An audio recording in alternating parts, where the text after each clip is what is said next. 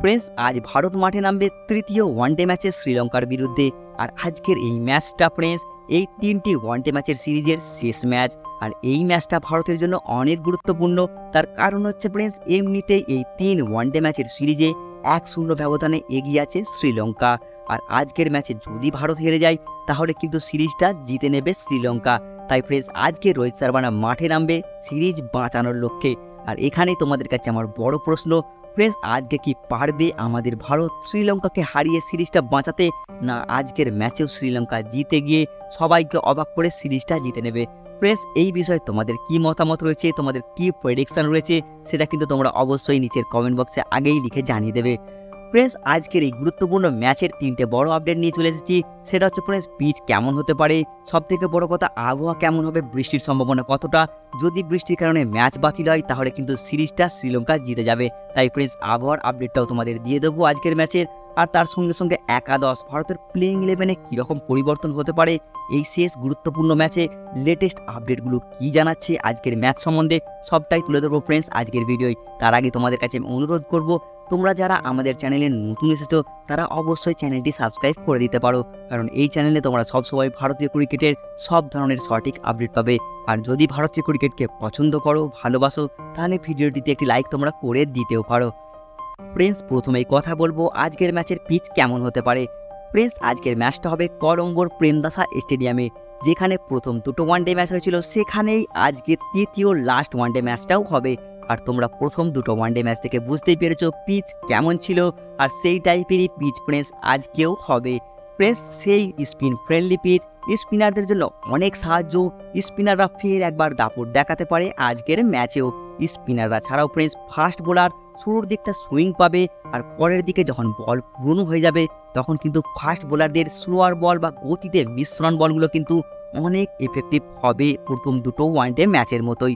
আর প্রথম দুটো ওয়ানডে ম্যাচের মতোই ব্যাটসম্যানরা ফের কঠিন চ্যালেঞ্জের মুখে পড়বে।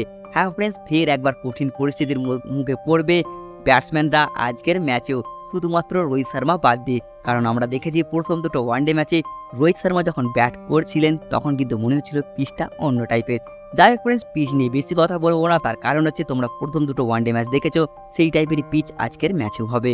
ফ্রেন্ডস, এবার যদি আবহাওয়ার রিপোর্টসের দিকে আমরা নজর রাখি তখন দেখতে পাচ্ছি বেসরকারি সংস্থা একই ওয়েদারের মতে আজকের দিনে বৃষ্টির সম্ভাবনা তোমার 40%। আর এখানে তোমাদের বলি, প্রথম দুটো ওয়ানডে ম্যাচে বৃষ্টির সম্ভাবনা ছিল 80%, 70%, তবুও কিন্তু বৃষ্টি কোনো ধরনের এফেক্ট ফেলেনি প্রথম দুটো ওয়ানডে ম্যাচে।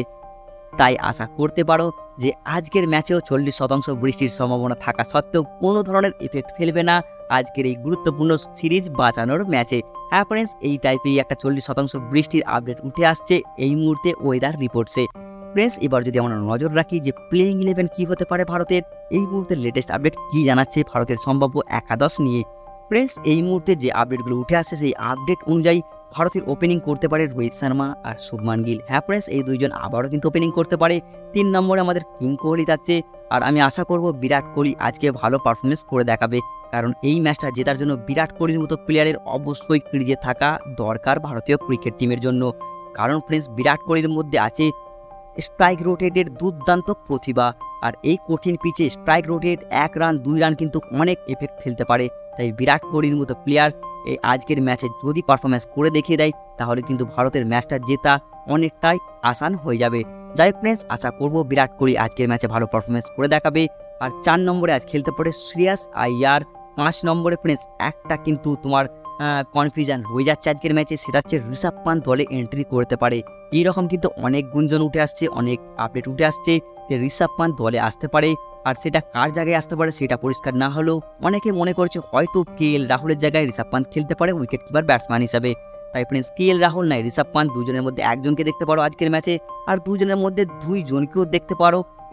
এই দুইজনকেও দেখতে পেলে সেটা অবাক হবার কিছু থাকবে না, কারণ ফ্রেন্ডস এখানে শ্রেয়াস আইয়ারকেও হয়তো বাদ দিয়ে দেওয়া হতে পারে ঋষভ পান্ত যদি দলে এন্ট্রি করে।